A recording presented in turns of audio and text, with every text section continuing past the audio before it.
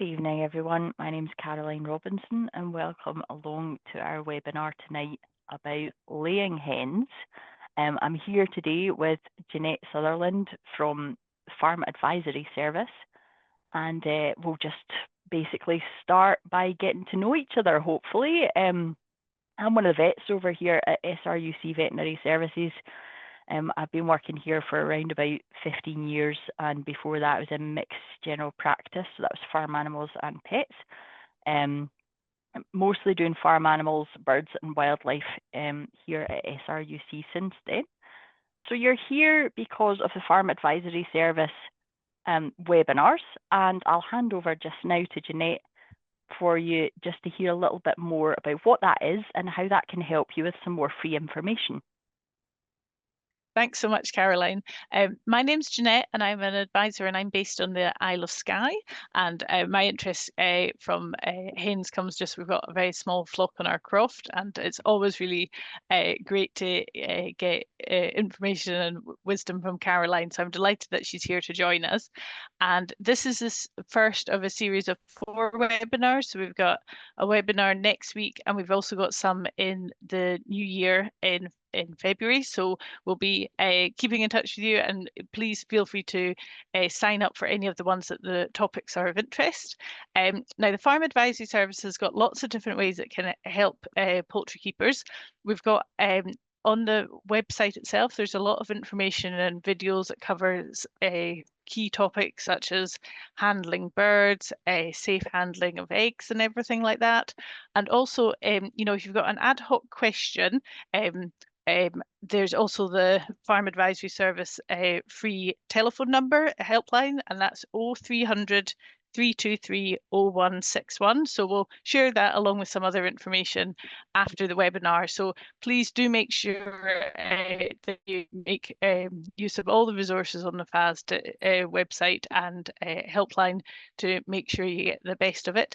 If there was something that you're wanting to do a bit more in depth, like advice on like say if you're wanting to like maybe expand your poultry business and stuff, there's also one-to-one specialist advice that that the Scottish Government supports you towards getting advice from an advisor. So that's another route for maybe if you're thinking of expanding or doing something a wee bit more, or working with a bird, a breed of bird that you'd not, that was novel to you.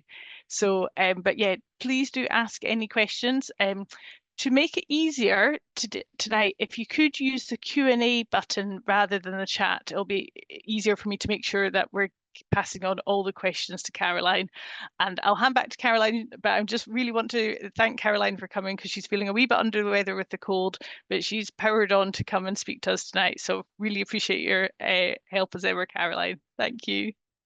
So we're going to talk about laying chickens tonight. We're going to talk everything from beginners right the way through to current situations, because anybody who's had chickens for a good few years now will know that we've seen the situation change, haven't we, quite a lot over the last sort of 5 or 6 years particularly.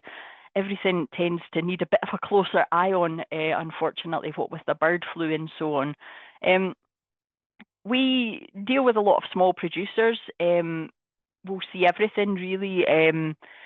We have a range of post-mortem rooms, and that is part of the work of a veterinary investigation officer at SRUC. So unfortunately, if somebody would like a diagnosis and they've already lost chickens, we'll see some of the backyard chickens coming through the post-mortem room. We also consult practice vets as well. So sometimes practice vets will send us pictures, or they'll ask about laboratory results, since we do lab results like your poo samples and blood samples and things like that. So we talk quite a lot about cases that way as well. And we do know that in Scotland, people do have a range of different types of chickens.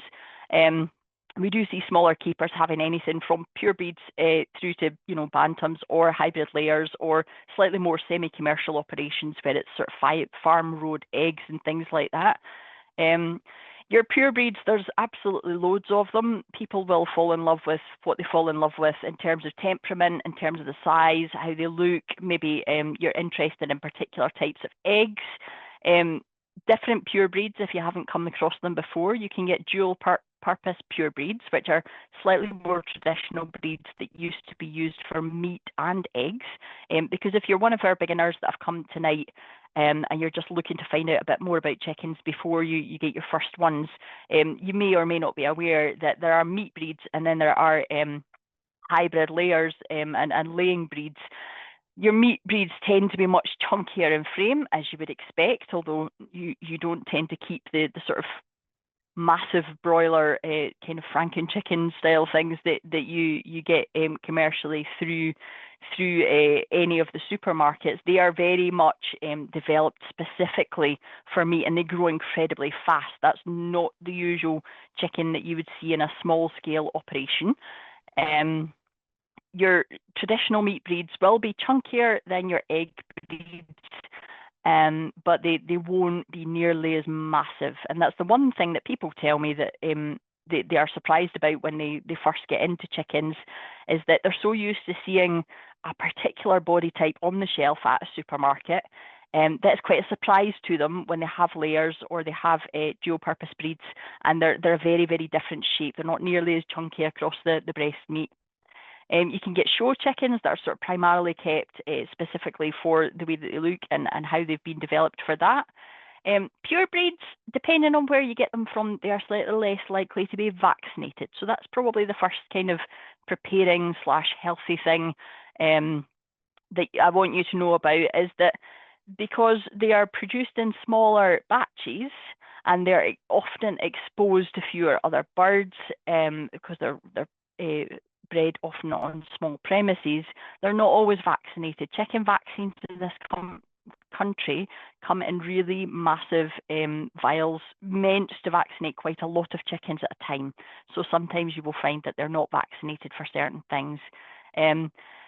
The reason that that's important is if you then want to mix them with a commercial style breed or a hybrid layer type breed or some ex-rescue chickens, they might come along and be vaccinated. So you just want to be really careful that if you've got pure breeds and then you're thinking about getting some other things, you want to maybe have a wee chat with your vet about whether or not that's going to be okay in terms of mixing vaccinated and unvaccinated chickens. It's slightly different breed to breed. There are some breeds like Silkies that have a bit more of a predisposition towards Marek's disease, for instance. So that's one of the things that you maybe would want to just have a little chat with your vet about. Find out more about your chosen breed, certainly from experienced keepers. Have a look at information online.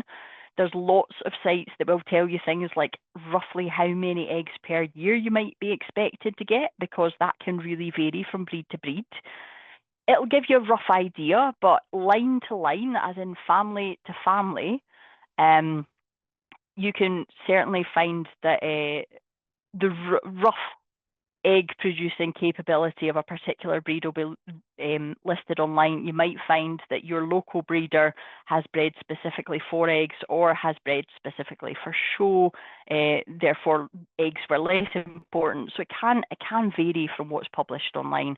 So there's all sorts that you can take a look at, and yeah, the best advice that we can really give is have a really good chat with people that are familiar with the breed and see if it suits what you think you have. And we'll talk about land and positioning and things like that as well, because of that. Hybrid layers, there's lots of different... Caroline, but can we just, we've got a question that came up just when you were talking about vaccines there. Is there a vaccine for avian flu? Not in this country.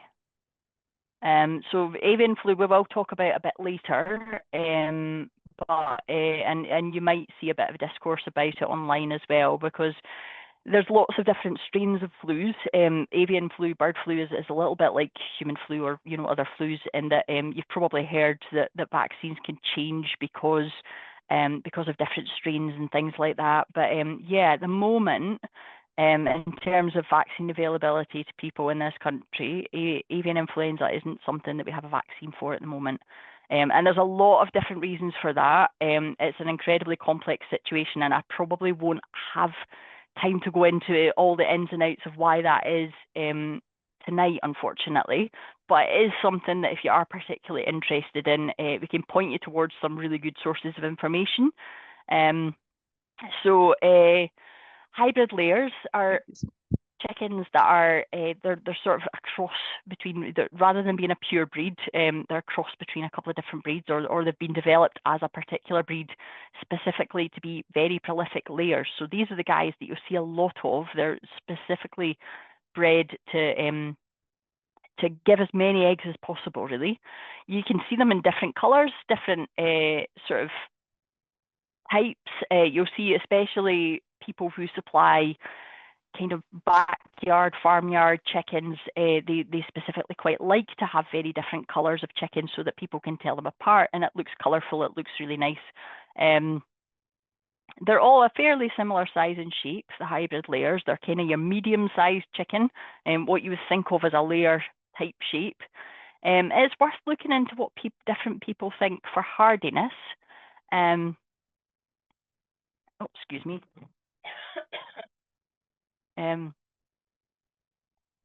a wee cough there. I didn't want to mute myself in case the settings are still set so that I can't unmute myself again. So I do excuse me. Checking the hardiness of them, that can differ. I mean, you're talking about chickens that are all kind of a similar kind of size, and they look fairly similar, but actually I've tended to have hybrid layers myself, and I've tended to buy them from people that are supplying a sort of free-range outdoor market in Scotland, just because I quite wanted to try them all out myself and see what worked and what didn't work in the Scottish climate, because we're certainly a bit different from people who are based in Kent or Essex or something like that down in the southeast of England. So it's always worth seeing what works for your particular area. And I can definitely tell you there are differences in hardiness between some of these different coloured hybrid layers. You can get hybrid layers from large suppliers or small suppliers, and the large suppliers might have a full vaccination protocol. Smaller suppliers might vaccinate for some things rather than others, or they might be a bit more like a lot of the pure breed suppliers and not really vaccinate too much for anything, just because of the small numbers that they're producing. Hybrid layers will lay you a lot of eggs in the first couple of years, and then they do tend to drop off a bit. Whereas it used to be the case that people would say quite often that traditional breeds would give you probably fewer eggs for a bit longer. That really does depend on what we were just talking about regarding families and lines. You know, has somebody bred something specifically for looks because it'll win at a show, or has somebody specifically bred a pure breed because they wanted more eggs? So it's not always the case that your traditional breeds are definitely going to give you fewer eggs, but for much longer. Some of them might give you fewer eggs for just about the same amount of time. But in general, hybrids will give you much more of a torrent of eggs, and quite often that's for a shorter length of time. Some people like the different hybrid layers because you have the advantage of having more eggs while they're still young chickens, but you can also have different hybrids that produce different coloured eggs. So you have that benefit from the pure breeds. They've kind of brought that in for the backyard market, where pure breeds, some of them produce differently coloured eggs, whereas traditionally a regular hybrid layer, it would just be the typical tinted egg for Britain. And now these backyard suppliers are sort of doing a bit of both. So you can have a hybrid layer, but it might also produce coloured eggs depending on what it was bred with. I don't expect anybody to list all of that or remember all of that. That is just a rough idea for you. If you were buying a commercial hybrid layer, it could have had a lot of vaccinations. There could have been a lot of things going into that. So you can understand when I say that if you get a small breeder, they of course are not going to manage to do all of that for their small amount of chickens every year. And it might not necessarily be necessary either, on account of the fact that these chickens from small breeders are not necessarily then going into hen houses full of 10,000 chickens. You know, they're not being exposed to nearly as many other birds. But it's just to give you an idea, if you're getting pure breeds and you're then thinking about mixing them with real commercially produced hybrid layers that were kind of intended for a proper commercial egg laying operation, there could be quite a big difference in where they're coming from in terms of the stuff that they've already been given.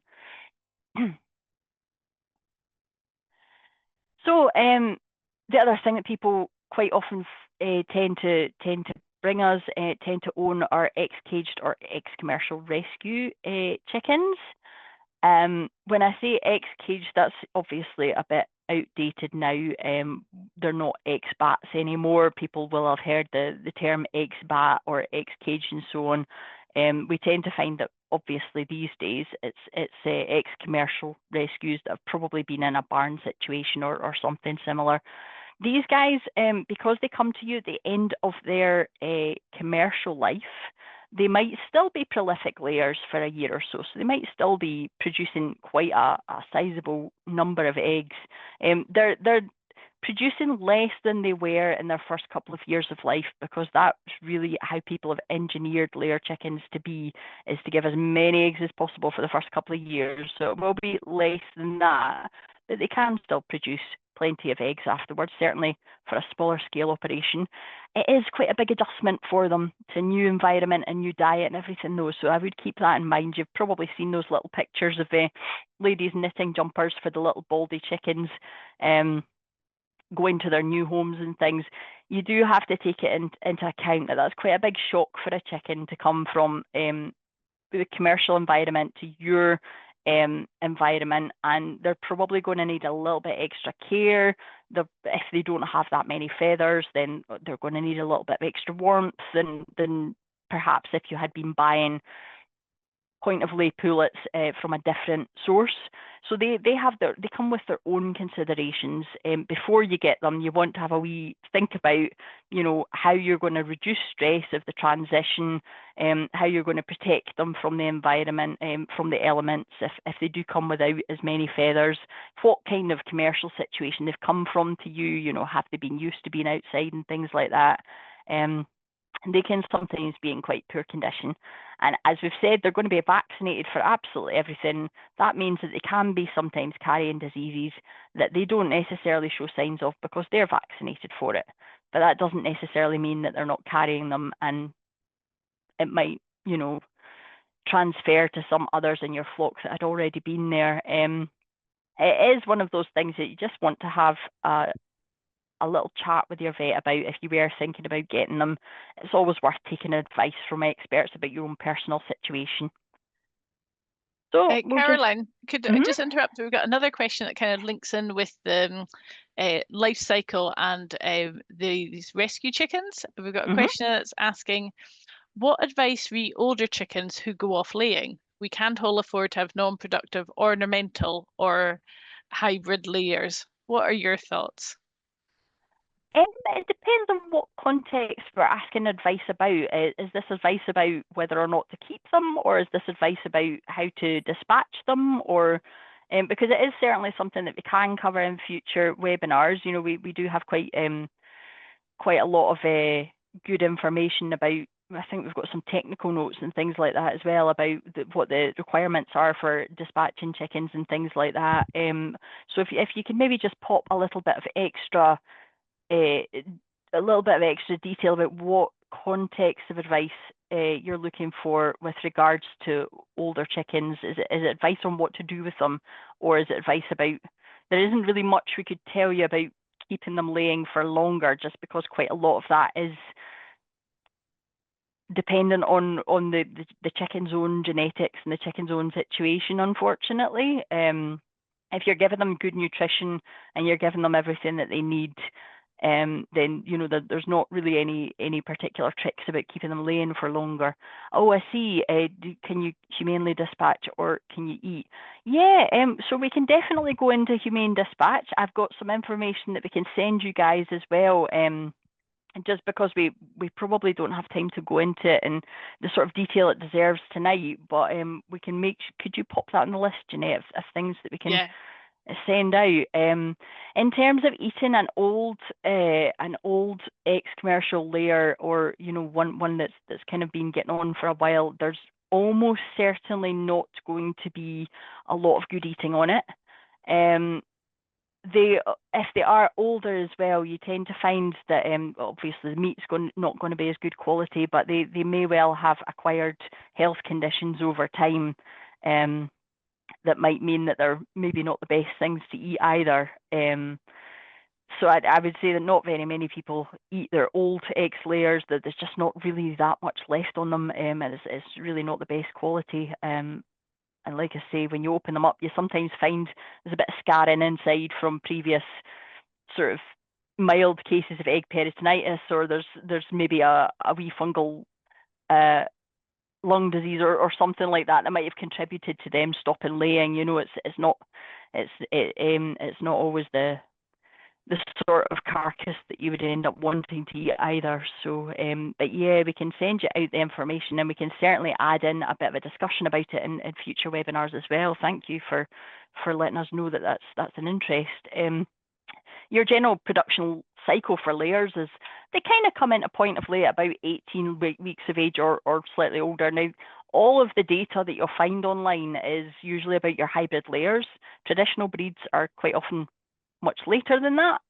They are slower developing. They're generally sort of laying at a good rate if they're hybrid layers, about 20 to 22 weeks of age. And they'll lay for around about 9 to 12 months usually. For a hybrid layer, you're kind of looking at around about 270 eggs or so. And then they will molt. And while they're molting, if you haven't come across it before, you will probably receive no or fewer eggs.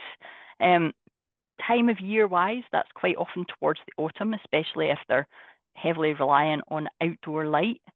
And then they'll go into a second laying cycle for the next year, and there's around about a 15% drop in egg production. Again, that's more or less for hybrid layers. But it gives you an idea that, you know, second year chickens for a commercial operation, there's already a bit of a 15% drop there. And then after that, if they were going into another laying cycle later, it would be less and so on, which is why people get rid of them so young.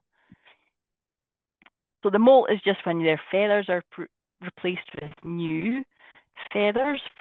Molting isn't a thing in this country. You'll see a bit of stuff online about that. And it can be a bit of a stressful time for birds. They all do it differently, but they do quite like a wee bit of extra care in terms of nutrition. So they do need, you know, a good, nice, rich protein rich feed just to help them through with that. And if there's particularly bad weather at the same time, because obviously if they're molting in the autumn, sometimes we end up with a really early cold snap, or we end up with horrible storms and things. You have to think about their resilience there as well.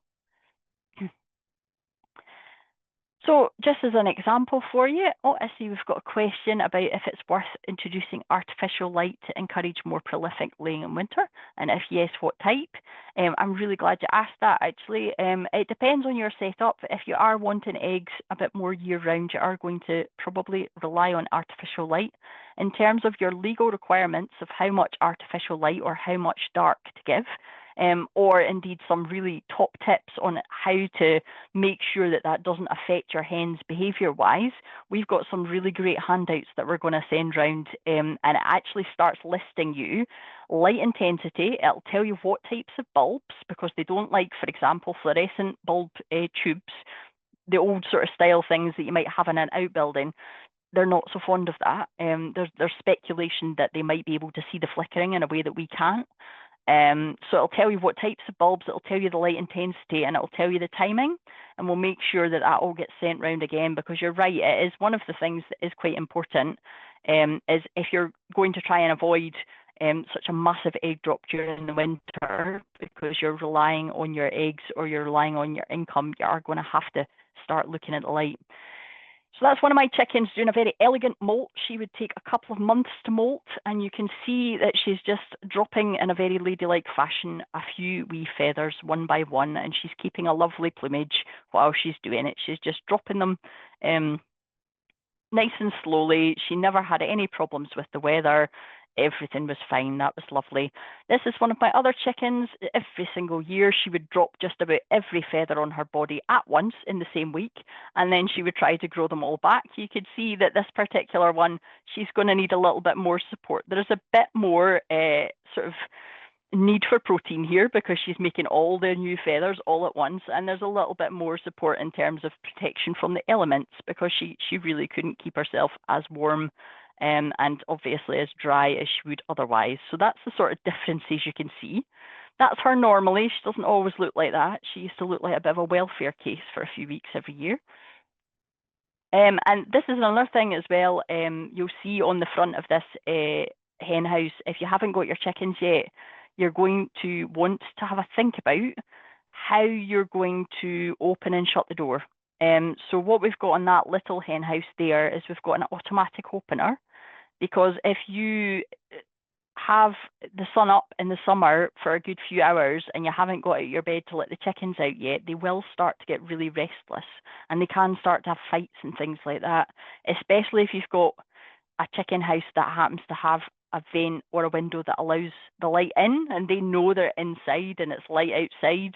They want to be out and they can't get out, and then they start having squabbles and things like that. So if you haven't got them yet, have a little think about, do I want an automatic opener? Am I an early riser? Will I get up nice and early in the summer?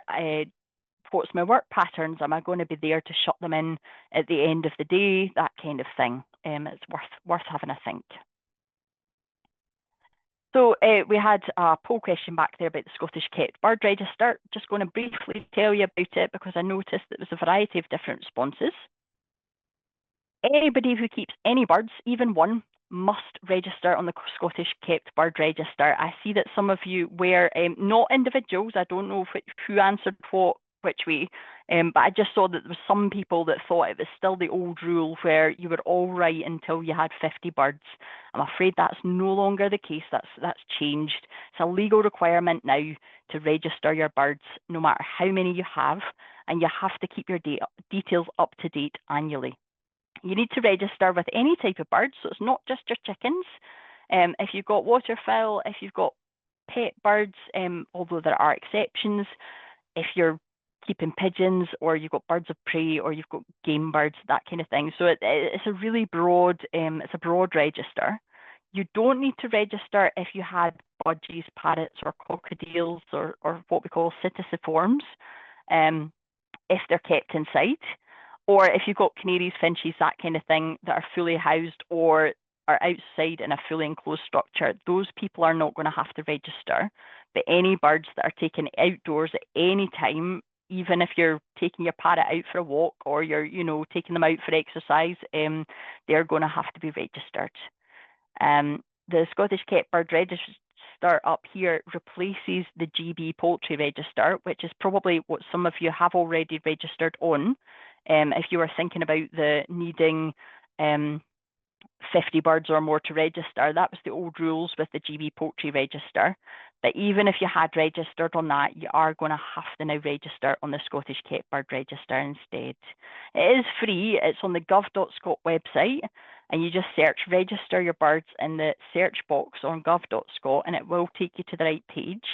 Here at SRUC, sometimes people get confused and think that we might be partially in charge of legislation or anything like that. We're not. We're just Scotland's Rural College. So we're here for advice and things, but in terms of the legal requirements and so on, that stuff is all on the gov.scot website because that's a government thing rather than an advisory thing. So that's why you would need to go to that website. If you're currently in England or Wales, you can still register as a bird keeper on your English Welsh registers down there. They're on the gov.uk website, so it's a slightly different one there.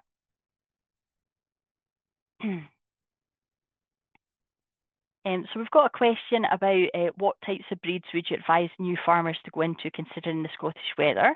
I think that's a really good question. I think it's always worth talking to people who have the same types of chickens as what you're looking at.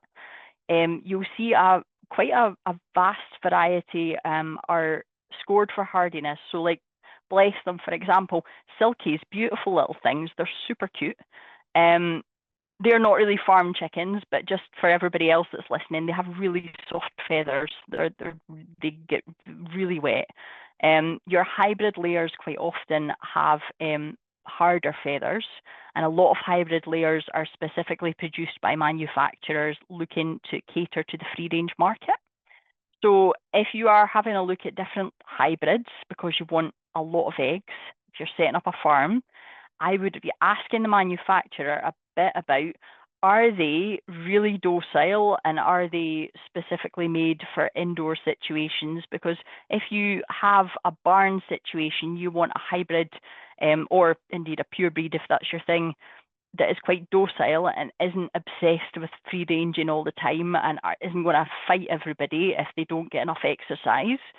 Whereas there are some hybrid layers and there are some pure breeds that just naturally have a tendency to be really active and out there. They're great at foraging. They're great at getting themselves extra nutrients. They wander around really widely, and they're really good at looking after themselves. And they've got more waterproof feathers. You'll see the rain just sheds off them. So that blue one that I showed you, that was called a bluebell. That's a backyardy type one. It's certainly not a commercial one. But she not just molted all of her feathers all at once, which she did, but she actually had quite soft feathers that would get soaked when it rained. Whereas some of the other ones, you could really see the rain shedding off them. And that's the sort of things that either people who already keep them can tell you a bit about. Because the bluebell was a sweetheart. She would never, she would never go after other chickens. She would never be a bully. She was never a problem. But some of our hardy ones, perhaps they were great in the weather, but some of them had real sort of dominant personalities and were much more likely to be up trees or in somebody else's garden or bullying other chickens or whatever. So yeah, it'll depend on what your land is like, but also if you have a list of things that you're looking at, I would definitely have a chat to somebody who had each one just to see what suited you. And we've got another question as well about what's our thoughts on soluble vitamins, specifically designed or marketed for chickens that can be added to their water source. If you are feeding a diet that is complete for laying chickens, then quite often you don't need too much in the way of soluble vitamins and things to add to it. Sometimes it might be a good idea if you, for example, knew that you'd had a worm problem, or if you had suddenly discovered a red mite problem, or if they are suffering a bit of adverse weather, or if they are all molting, that kind of thing, sometimes a wee bit of extra vitamins and minerals can help. Whether or not you're going to see an appreciable difference, a lot of the time probably not, because if you've got enough vitamins and minerals in the diet and you've got enough grit for them to process that should be enough in most cases. But yeah, if there is a little bit of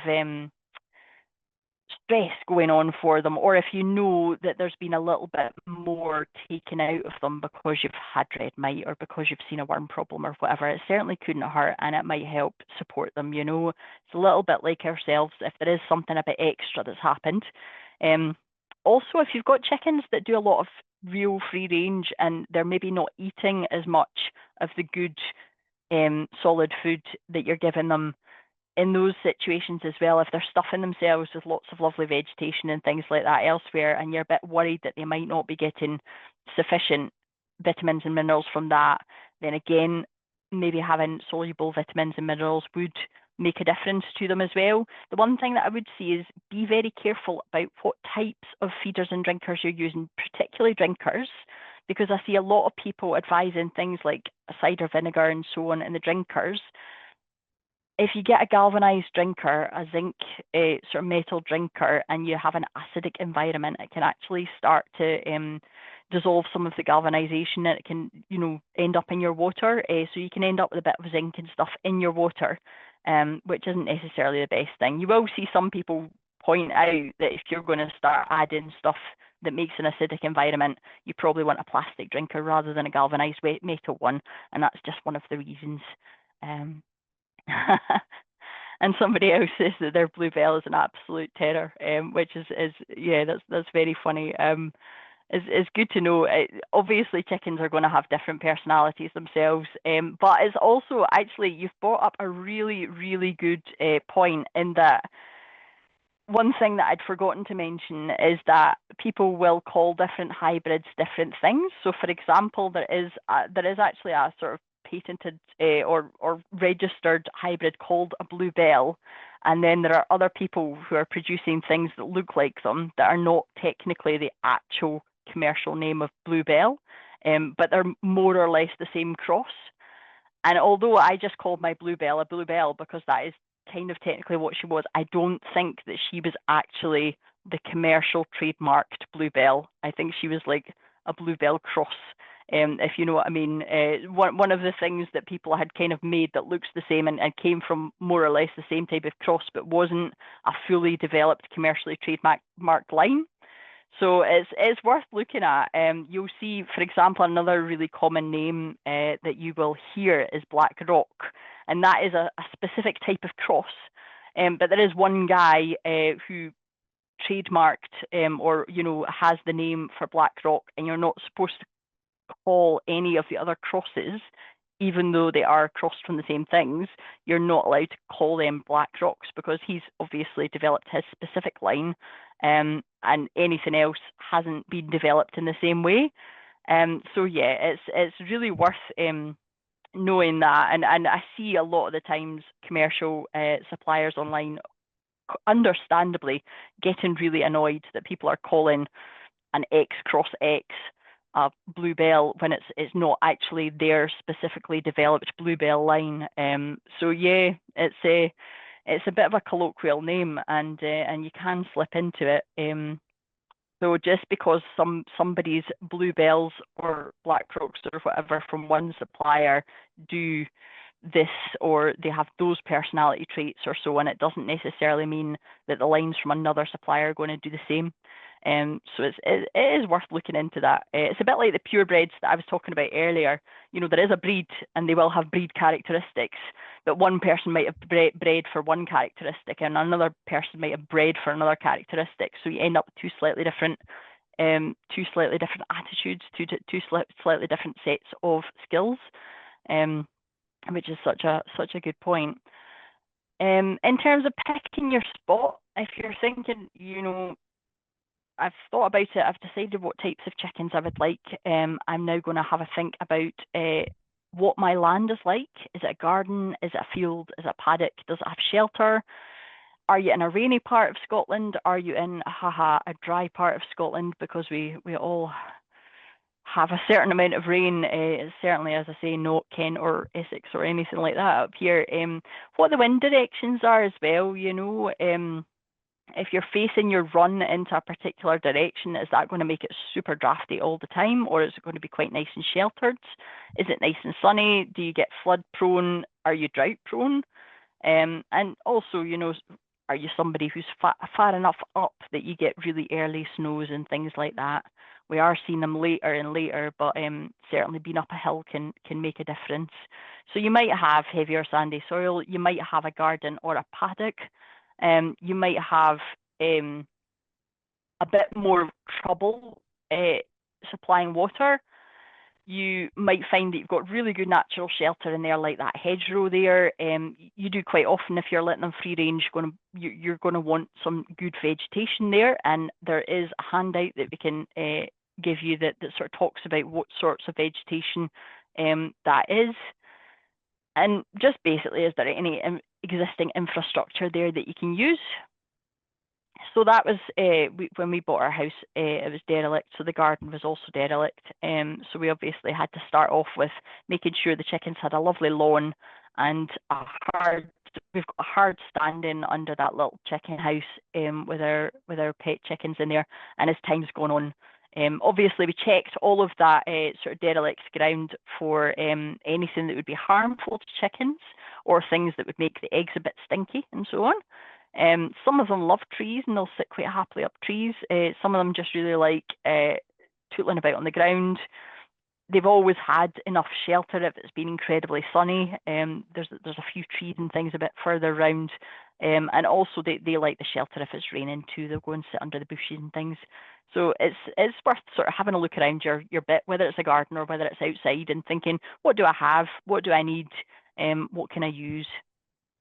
Make sure they're Caroline, nice.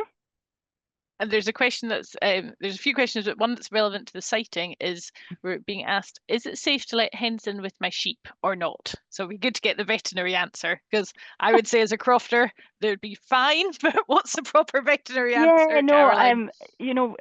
we try and dissuade people from letting them in with pigs, but there's no big deal with sheep, really, in terms of health problems and stuff like that. You'll see hens in with sheep quite often.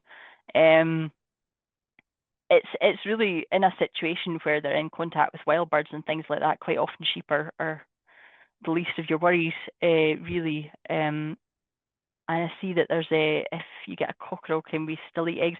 We are going to do some of the sort of egg stuff. Is that next time, or is that the one after that, Jeanette? But yeah, we'll do a bit about reproduction and eggs and so on the next time round. Excuse me, sorry. This is just a wee example for you of how fast things could change. This is the view from my front of house. You would think that was all, not that I own that, but if I had grass like that, I would be thinking, what a lovely paddock for chickens. Obviously, quite a lot smaller, but a small amount of ground like that would be beautiful for chickens, and I'd be quite happy until it started raining, and all of a sudden you realise that the buried old burn that was there, every single time it starts getting very rainy, that bottom corner is just swimming. And it's amazing if you're new to a house or you're new to a wee paddock or any of that. It's amazing sometimes how different the ground can be just depending on what's happening outside your window. So it's worth knowing that before you get 200 chickens and pop them out there, Housing wise, there's quite a lot of different types on the market, whether you're going for pets or whether you're going for semi-commercial or whether you're going the whole hog and wanting to make that a diversification. They will quite often list for you the numbers of hens that they think should be in different types of housing. I would check up on that. We'll go into that. Whether or not you use roofing felt or you have some other type of roof, the reason that you might see some people not keen on roofing felt is that if you do get red mite, because there's a space between the boards and the felt, it is extremely difficult to clean out the red mites. They love that little space. So you'll see there on the big shed, you've got roof and felt on the top. You would find that quite difficult to clean out. The Onduline or other different names for the sort of corrugated plastic or corrugated single layer felt that you see on the bottom right hand side, that's usually removable. It's single layer and it doesn't have a layer of boards under it, so there's not the same gap. So that's why you'll see that my little pet chicken house just had that corrugated roof, specifically just to make it easier to clean for me. If you've got free range chickens, you're probably not ever going to manage to not have any red mite. And to be honest, because they can come in without symptoms on any types of chickens, quite a lot of the time, even if they're not free ranging, you're going to have some prevalence of red mite to a certain extent as well. And we'll go into that during the health webinar, but that's what we're talking about housing wise. You want to have a think about cleaning. How easy is it going to be for cleaning? There's a bit of a plastic versus wood debate because wood might be a bit more breathable, but obviously plastic is very easy to disinfect, so you can see what suits you. And what types of perches that you've got inside and what type of litter you're going to use, just to make it nice and dry, to soak up the poo, to make it nice and easy to poop scoop, and to give them things to scratch around in as well. So beware of the tags on some of the pet sites, particularly saying houses up to X birds or houses W to Y. So it might say houses 10 to 12 birds, or it might say houses 14 birds. The maximum number on that almost always refers to small birds. And you can see in those pictures the size difference you can get between different chickens. And you can get really big puffy ones like buff Orpingtons. You can get medium-sized ones. Your hybrid layers are kind of medium-sized chicken, and then you can get your little bantams.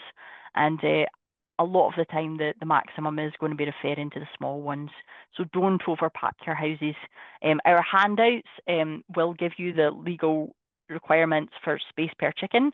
And we've also got things like the RSPCA recommendations for space per chicken, or if you were thinking about organic, there's a slightly different standard for Soil Association organic as well.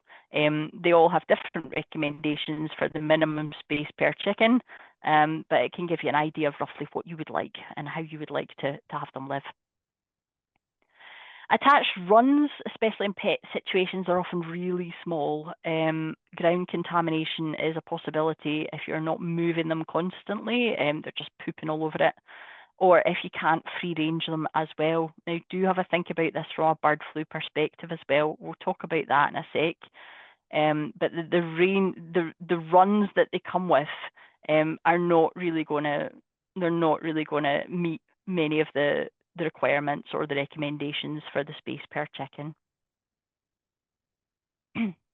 Having chickens in runs does give you a bit more control over what they contact.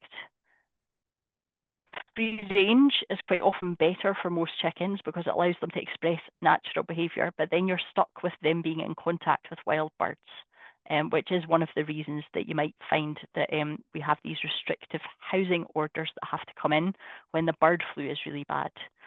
You're going to want to think about shelter for the house as well. You know, does the house itself is obviously a shelter, but the area around the house, is there enough shade and shelter and things for them? To have a choice between being in the sun or being under a bush or whatever? Is there plenty of enrichment, things for them to peck at, things for them to dig up? They will dig up your garden. If you're thinking about getting chickens in your garden, be aware of that. They love a freshly heaped potato bed.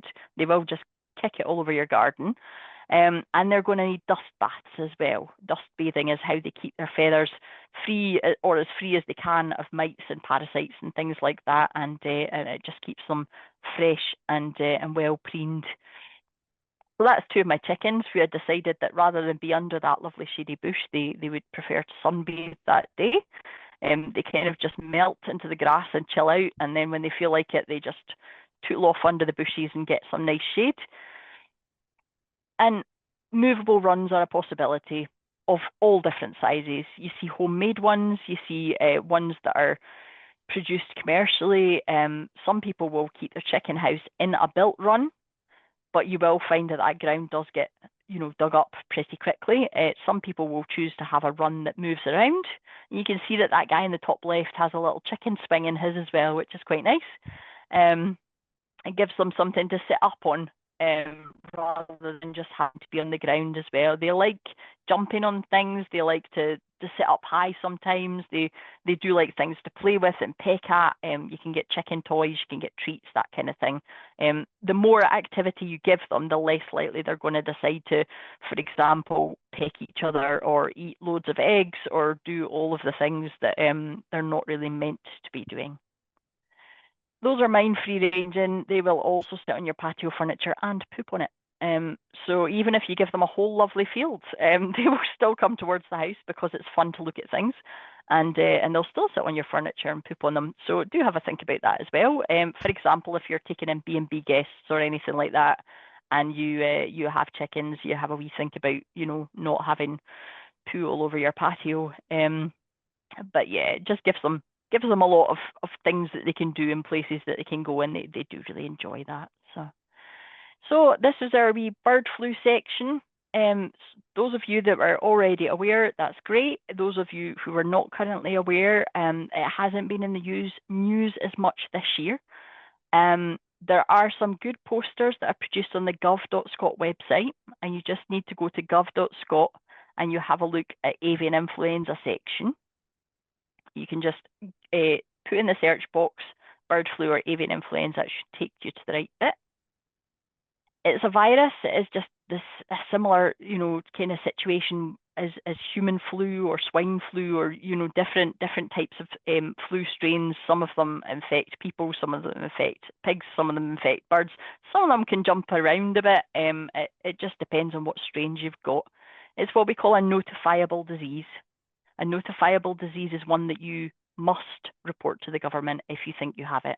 There is no wait and see.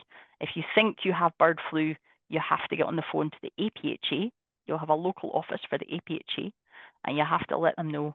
Now, your vet can help you with that. So if you were worried and you wanted to just speak to your own vet practice and they were worried, they would say, don't worry, we're going to phone APHA, we're going to see. Bird flu can be carried by wild birds, but it can be carried into your buildings on objects, which is why you might have seen some people have disinfected boot dips and stuff like that. It just stops you from treading in bird poo outside and then treading it into your birdhouse. And it can affect any types of flocks, small flocks or large flocks. It can affect just about anybody.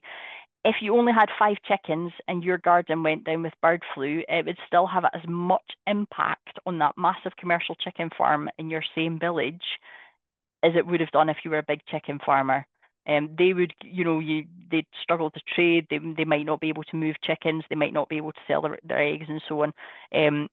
That's one of the reasons that they do tend to look just as hard at the pet places as they would at the commercial places, is because once you've got bird flu in an area, it's still going to impact everybody around you regardless of how few chickens you have.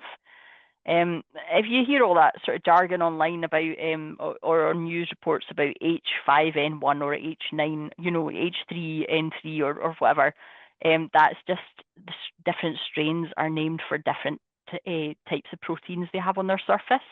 And different strains can have different behaviour. That's why they keep naming the strain, because some of them are not a big deal and some of them are a bit more of a big deal. The reason we're seeing more of it these days is because this is a diagram of all the wild bird migration pathways, and different types of birds might follow different migratory paths. They might go down to Africa during the winter where it's nice and warm, and they might come all the way up to, Siberia or wherever during the summer when it's a little bit more livable up there and there's sort of good food sources up there. So while those birds are flying around, they can unfortunately bring things from one country to another country, and that's why we sometimes end up with these outbreaks happening. How do you spot it? The really sort of severe one, you will spot it. If you've got chickens, they tend to be very susceptible, and lots of your chickens are probably going to get ill quite quickly. There is quite a range of different signs. So, the panic that people get into is they'll go online and they'll find out what the signs are, and it'll be the signs of just about everything. Diarrhea or respiratory disease or, egg drop or deaths or whatever. It is quite a wide range, but with the serious, what we call high pathogenic flu, they quite often are, there's a lot of them that are quite ill quite quickly. So if you had one that died and then 2 months later another one died and the rest of them are still absolutely fine, we wouldn't normally be worried about bird flu for that. Whereas if you phoned and said, oh, I've got 10 chickens and I've unfortunately come out and 3 or 4 of them are dead and a few more are already looking quite ill, that would be a bit more. Not to say that that's definitely bird flu, but that's the point, that's the sort of situation that we said, you really want to give APHA a phone. Or if you had 2 or 3 that had all got very sick very quickly, maybe we would give APHA a phone. If it's not bird flu, that's fine. You've not wasted anybody's time.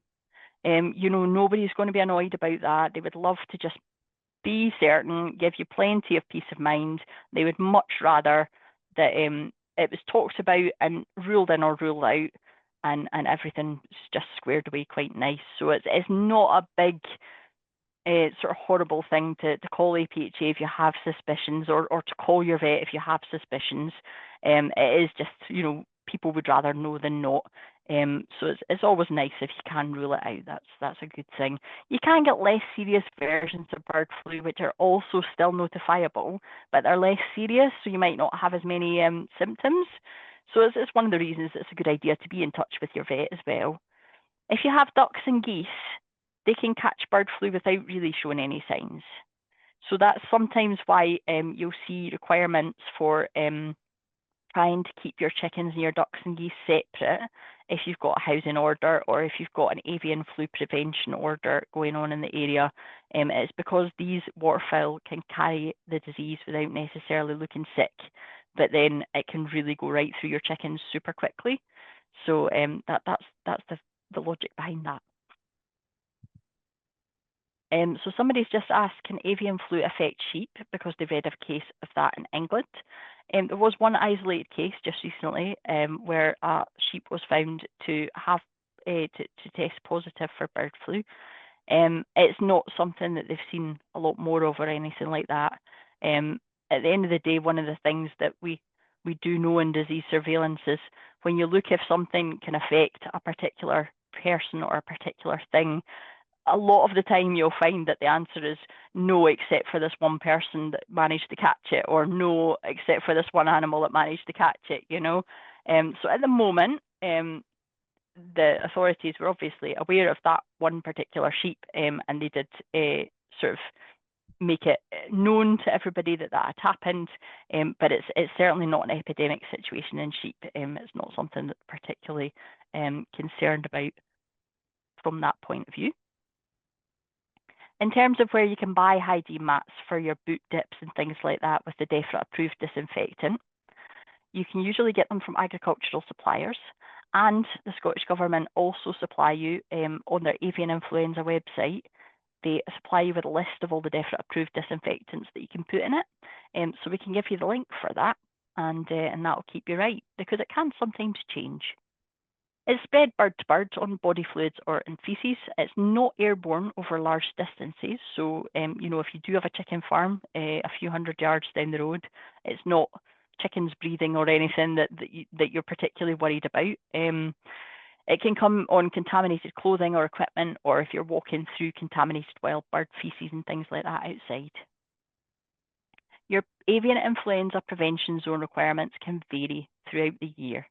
It could be that you're just required to use enhanced biosecurity, like your DEFRA approved disinfectants, or it could extend to housing order. So a couple of days ago, Wales declared a housing order. A couple of days before that, England declared a housing order. Is it going to happen in Scotland? We honestly don't know at the moment. But it has, you know, shaped up to be a reasonably bad bird flu season so far. If we go under a housing order in Scotland, you're going to have to think about how you house your chickens. If you've got turkeys and ducks, they're also compulsory, part of the compulsory housing order, for example. Where they say where that's not practical, you have to try for complete separation from contact with wild birds. But it is pretty much the case that with smaller numbers of poultry, you really do want to try and aim for some kind of housing to keep them separate. And you're going to be wanting to keep the species separate. So chickens and turkeys versus geese and ducks, as I've said, they can show different signs. So a lot of the time, the housing order will specify that you're trying to keep those separate. Wild birds includes their droppings and wild birds getting into your food or into your water. So for example, that particular chicken house there is showing quite nice shelter under trees for that chicken house if it was in quite a sunny place. So I can see why they built it there. However, if those trees are constantly full of wild birds and they're pooping all over your chicken house and they're pooping all over your chicken run, that's maybe a disadvantage for that particular site. So if you go to gov.scot and you put in the search box avian influenza outbreaks, that will always tell you the latest news. It will tell you if there's been cases confirmed in Scotland, and it will give you a link to the full declaration of the avian influenza prevention zone that tells you exactly what you're responsible for doing. If you scroll down that page to the section that's labelled bird keepers, what you should do, and click on the link that says how to spot and report, that's a little bit misleading because that how to spot and report actually takes you to a whole page with a full side menu of all the documents and information you could ever need. There's posters to remind you the various requirements. If you like a sort of aid memoir for your wall, there's documents that talk about small keepers as well as commercial keepers. There's all sorts of information about, you know, the symptoms and things, just as a reminder. It talks about what to do if you find wild dead birds. It's got absolutely everything the Scottish Government wants you to do, and it's kept updated. So those are the 2 pages on gov.scot that are always going to keep you right. So Now you need to consider about how you would house them if we have a housing officer here, a housing order here. Housing them, if they're used to free ranging, will cause some stress. So do you have a shed or a garage or a covered run or a polytunnel that isn't really used in the winter, because it's usually winter that these housing orders come in? I do apologise. My husband is a housing officer, and it just trips off the tongue every time. You might have an old lean-to. Biosecurity wise, you think about your clothing, you think about visitors, you know, if you had a visitor from a poultry farm or something like that, you think about where their vehicles have been, if you've been in the car park at an RSPB reserve versus coming home with your vehicle to your chickens and things like that. Biosecurity just kind of means stopping the transfer of any contaminated material. So as I say, gov.scot has your list of DEFRA approved disinfectants. You don't have to use a mat if you just want a bucket of disinfectant to dip your feet in. That's fine too. Just an inch or so in the bottom so that it disinfects your soles is quite often enough if your boots are clean. Have a think about your car wheels if you are going anywhere risky. Where you store your bedding, your food and water, so that vermin and wild birds and things can't get in and contaminate it. And as we've said, trees can sometimes be a great thing. Sometimes if you find that those particular trees are full of wild birds, they can sometimes be a bad thing. And that's all your different links. Oh, and it's worth saying as well, you can register with the APHA for updates from their alert service. They will literally email you if there is an outbreak of bird flu anywhere. You can find the link to sign up for these updates, which are free, on the gov.scot avian influenza part of the website. You just scroll down through the information. Eventually, it'll say you can sign up for updates with the APHA, and they just email you like every couple of days or so when more bird flu has been found during the season when it is generally found. So you can keep on top of things without trying sometimes. Other information on health and welfare, those are some of the Farm Advisory Service videos. So you can see all about handling poultry. I'll tell you exactly how to handle them for least stress. You can see all about keeping them entertained, including during housing orders and things, which is great to reduce the stress. And they've also got quite cool stuff like egg handling and grading if you're thinking from a more commercial point of view.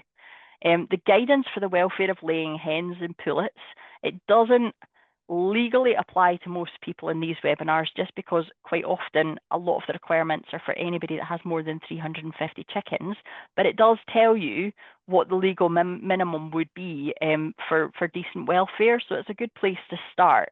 You'll see the guidance is sort of your minimum. You get RSPCA recommendations, which is a step higher, and then the Soil Association organic standards as well.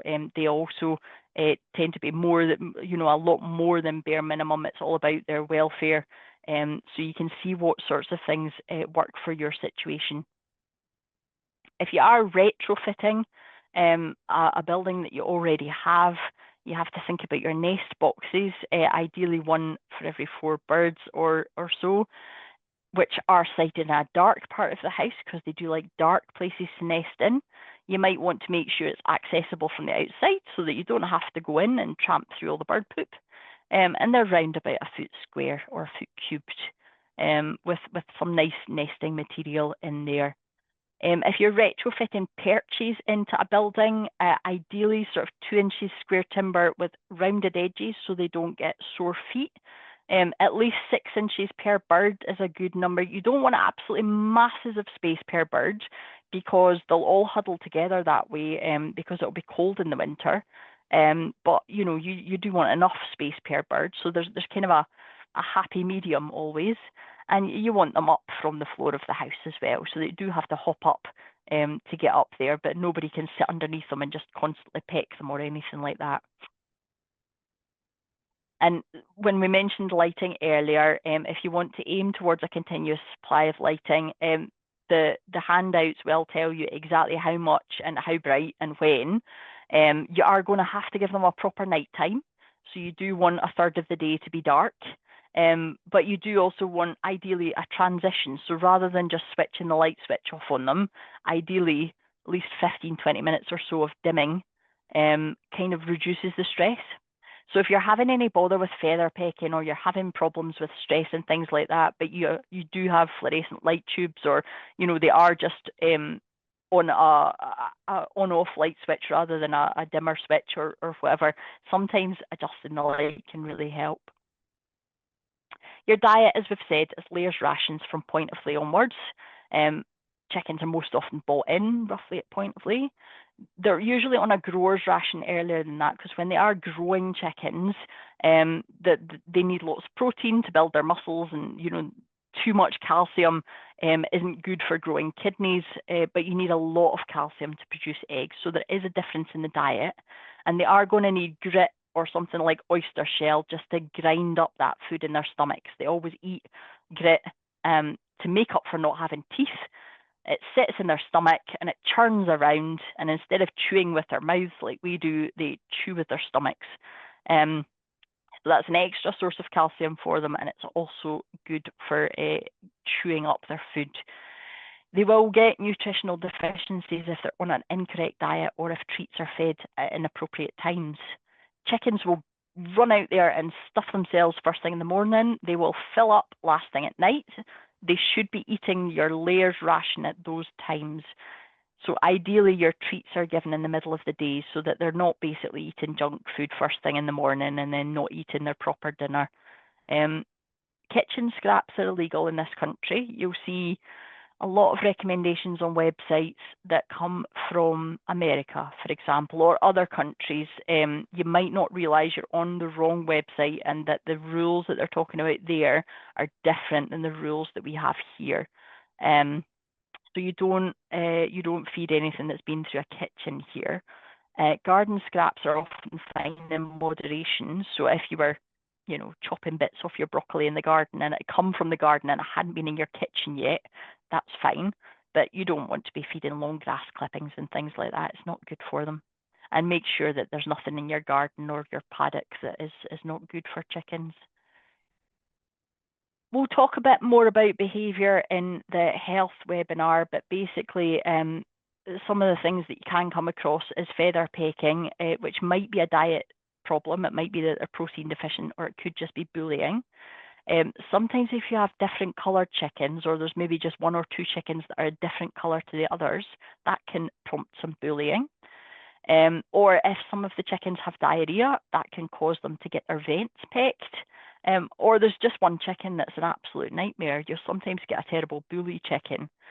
You mustn't leave a chicken with a bleeding wound in with the others, because blood really attracts the others to start pecking, so the pecking behaviour can really spread. So that's one thing to remember, is you're probably going to have to do something if there is either a pecky bully, or if all the chickens for some reason are pecking each other. We'll go through that in the health webinar.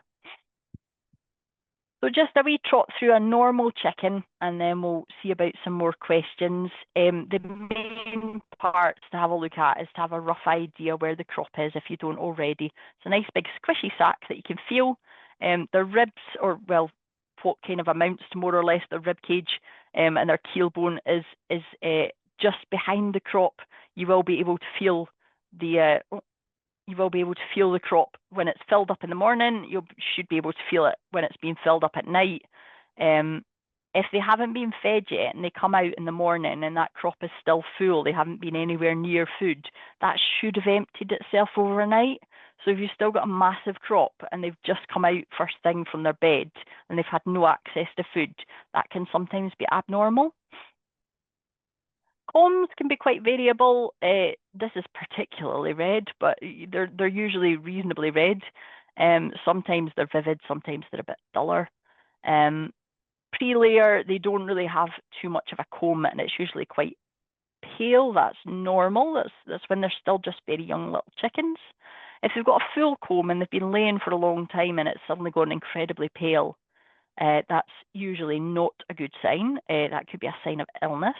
And if it is blue, that's also a sign of illness.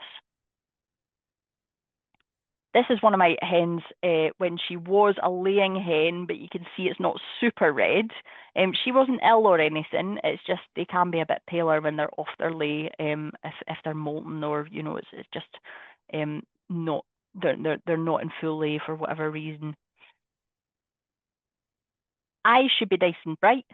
Nostrils and beak should be dry and clean.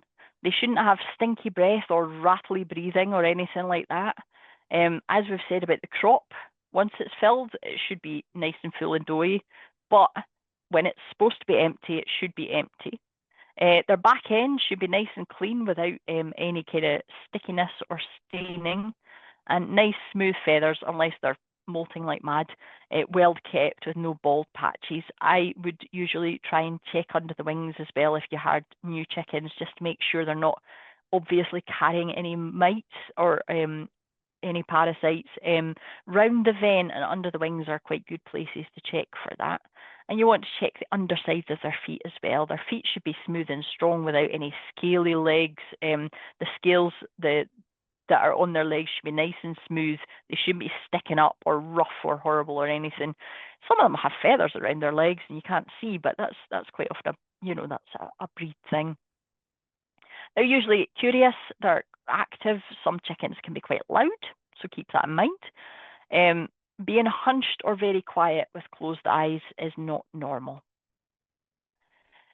We've talked a bit about how they're very different shape. That is a cross section through the breast of a chicken, and you can see that actually if this was a supermarket chicken, you'd have an enormous breast here and you'd have an enormous breast there, and that's like a slice through the chicken.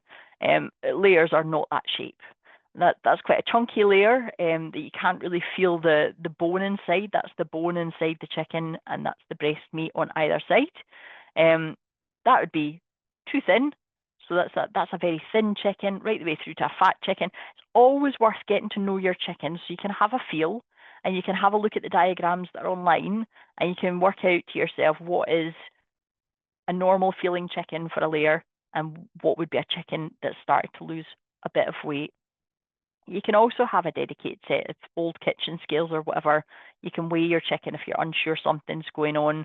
If it's a lot lighter or a lot heavier a week after you last weighed it, then that would make a big difference. I'm not saying that you weigh all of your chickens all the time. It's just if you are starting to wonder if there's something wrong with one and you pop it on the scales and then 4 or 5 days later you pop it on the scales again, it can let you know if there really is something not quite right.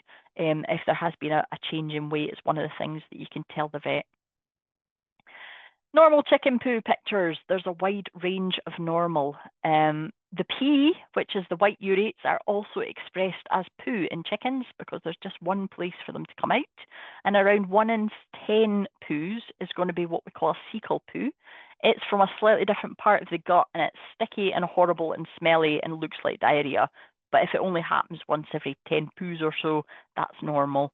They can also shed pieces of little pink to dark red intestinal lining, which can give you a fright if you're not expecting it.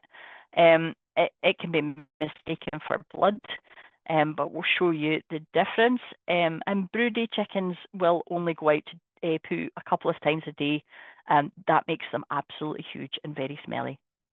So that's your range of normals at different times of year.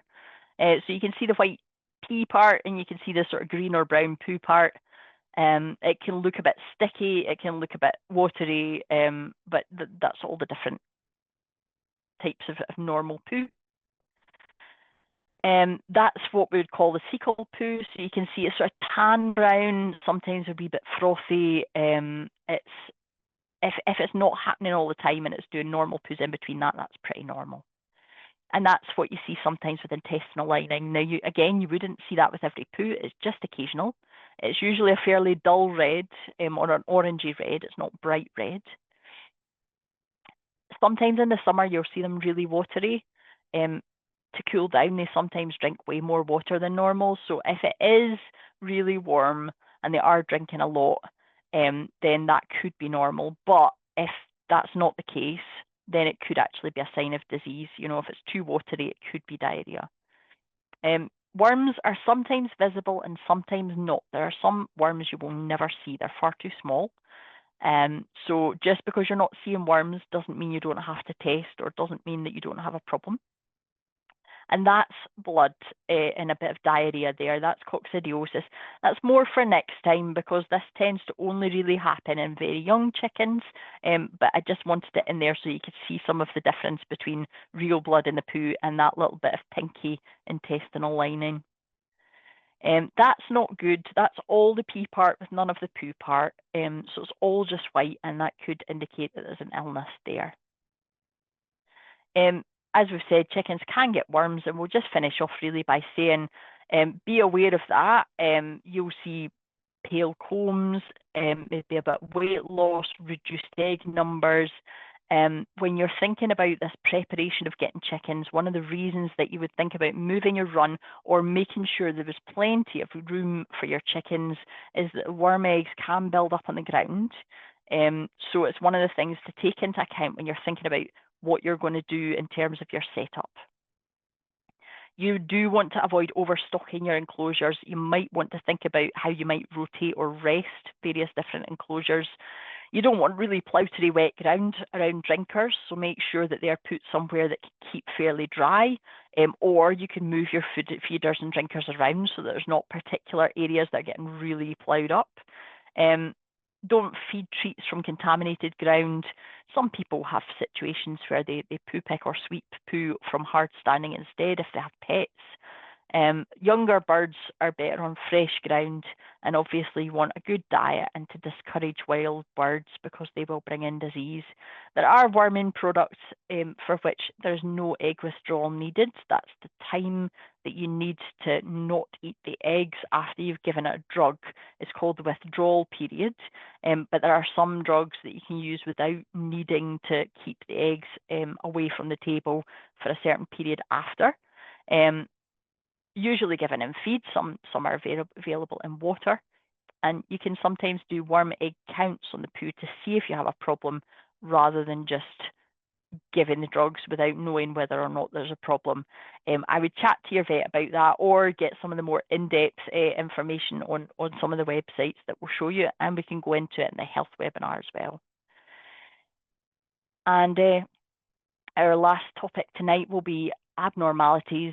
Just a couple of words that you can get soft-shelled eggs because the diet is deficient.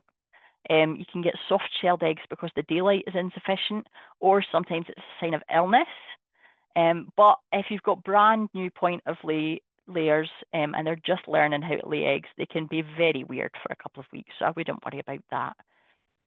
If your eggs have suddenly become smaller with paler shells, that can sometimes happen if it's hot, if it's really hot in the summer. But what we call soft-shelled eggs can sometimes be quite brittle. They're just really, really translucent and really thin. So be aware that that can be a presentation of that. You'll sometimes get wrinkles or rough shells or uneven shells, and the chicken looks absolutely fine. It could be that that chicken has an inflamed egg duct, but actually changes in diet or a fright or a stress, that can all do it as well. So it's not always a sign of something very serious.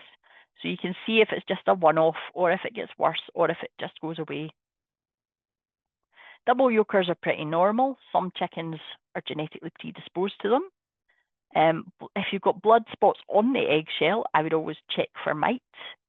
If there's a worm in the egg, that's pretty disgusting, but obviously it tells you you've got a worm problem. That's really rare, but it can happen. If your eggs taste weird, but your chickens are absolutely fine, I would have a think about either the plants that they have access to eat or the place that you're storing the eggs. For example, somebody once ruined a whole batch of eggs because they creosoted the shed that they were keeping the eggs in, and that scent actually got into the eggs. So it's things like that. Scents can get into your eggs, and also if chickens eat a whole lot of garlic, if they break into your garden and start eating things that are strong flavoured, you can sometimes get funny taste in eggs afterwards. And I would just say to everybody that any webinar is usually a huge download of an hour and a quarter, an hour and 20 minutes of information. It is a lot to take in. Don't be anxious about any of it, because all you want is to be prepared and not worried. Everything is easily handleable. There are lots of information out there to keep you right. If there is something a bit more threatening like bird flu, again, there's a lot of places you can get information, and there are organisations that will go out of their way to tell you information without you having to go and look for it. So if you do sign up, for example, to the free disease alerts for APHA, they will make sure to email you whenever there's anything going on. So yeah, I would just say in general, you be prepared for everything. If there does come along a housing order, it's going to be so much less stressful if you know already what you're going to do about that. I know that it can sometimes come as a surprise to people, and then there is a bit more stress involved in finding where to put your chickens. But if you have a plan in place, and I don't believe that bird flu is going anywhere, so even if it's a bit of a stress this year, it's a good idea just to have a nice calm plan in place for next year. It's less stress on your chickens. If you have lots of nice toys, or you have a treat, or you have an idea of ways to make sure that there's different perching levels and things in your sort of planned housing area, all of that's going to mean that there's less stress on your chickens as well. So be prepared and not worried is always a good idea. There are also going to almost certainly be years where you prepare for the possibility of a housing order, and there won't be one, because there isn't every year, or at least so far there hasn't been every year. Sometimes they're only in England and Wales, sometimes they do come up to Scotland. It depends on what the wild birds are doing. But yeah, it's better to be prepared and not need it than stress about needing things at a very short notice. And I think that's really all of the different topics that we have time for today. But we will obviously have other webinars that we can break things down in sometimes a bit more detail, like the health webinar, or if we're talking a bit more about eggs specifically. And as I say, we would love for you guys, if you would like to tailor those, if you would like to ask for specific topics, that's absolutely fine.